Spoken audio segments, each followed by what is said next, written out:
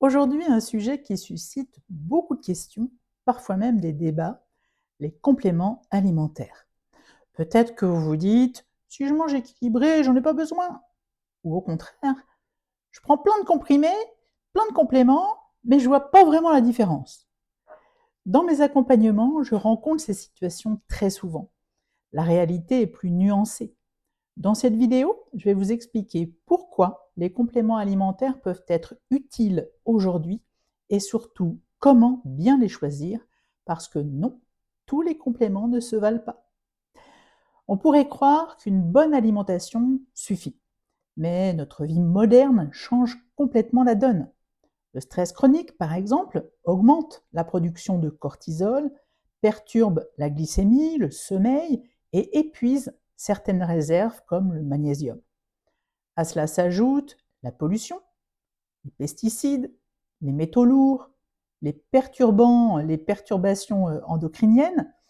Tout cela augmente le stress oxydatif dans l'organisme et donc le vieillissement cellulaire. Résultat, nos besoins nutritionnels augmentent même quand on mange correctement. Autre réalité souvent méconnue, nos aliments ne sont plus aussi riches qu'avant. Les sols sont appauvris, les fruits et légumes sont récoltés avant maturité, et les modes de conservation et de cuisson détruisent une partie des vitamines. On estime même que certains aliments ont perdu jusqu'à 80% de leur valeur nutritionnelle. Donc oui, manger sain est indispensable, mais ce n'est plus toujours suffisant. À côté de cela, le manque de sommeil, la sédentarité, l'alcool, la caféine, le tabac, tout cela augmente les besoins en micronutriments. Et n'oublions pas les médicaments, alors surtout ne les arrêtez pas si vous en prenez, mais certains diminuent l'absorption des vitamines et minéraux, d'autres déséquilibrent la flore intestinale. Dans ces situations, la supplémentation devient un soutien, pas une béquille. Mais le point essentiel, c'est que tous les compléments alimentaires ne se valent pas.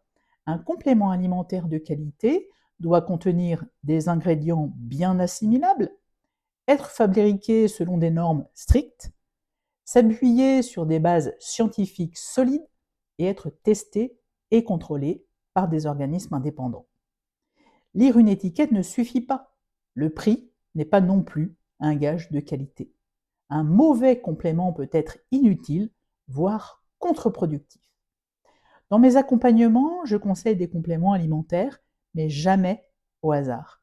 Je ne recommande pas n'importe quoi et ni à tout le monde. Chaque personne a un terrain, une histoire, un mode de vie différent. C'est pour cela que je ne communique pas publiquement les références exactes des compléments que je conseille. Et si vous souhaitez connaître les compléments que je recommande, contactez-moi directement afin que le conseil soit personnalisé et cohérent. S'il y a un complément que je considère comme fondamental, ce sont les probiotiques. Pourquoi? Parce que le microbiote intestinal joue un rôle clé dans l'immunité, la digestion, l'absorption des nutriments, la régulation du stress et même du poids. Un intestin déséquilibré, c'est comme un sol appauvri. Même les meilleurs compléments seront mal utilisés. Restaurer la flore intestinale, c'est souvent la première étape. Les compléments alimentaires ne sont ni magiques ni inutiles. Ils sont un outil au service d'une approche globale de la santé. Alimentation, sommeil, gestion du stress, activité physique, les compléments alimentaires viennent soutenir cet équilibre, pas le remplacer.